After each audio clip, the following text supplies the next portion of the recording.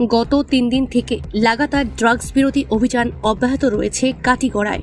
শনিবার সন্ধ্যায় হাফলং পুলিশের এক বিশাল বাহিনী 3 ড্রাগস ব্যবসায়ী সহ 4 বাক্স ড্রাগস ও একটি অল্ট্রো গাড়ি উদ্ধার করতে সক্ষম হয়েছে।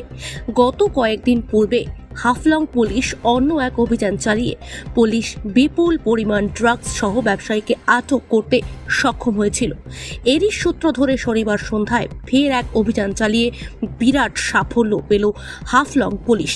উল্লেখ্য যে গত বৃহস্পতিবার সন্ধ্যায় এক অভিযান চালিয়ে কাছাড় পুলিশ কাটিগড়ায় হিলারা পেট্রোল পাম্প সংলগ্ন এলাকায় অভিযান চালিয়ে দুজনকে গ্রেপ্তার করেছিল। তারপর দিন অর্থাৎ শুক্রবার ফের কাটিগড়ার দিগরখাল টুল গেট থেকে বিপুল পরিমাণ ড্রাগস ও ব্যবসায়ী আটক করতে সক্ষম হয়েছিল।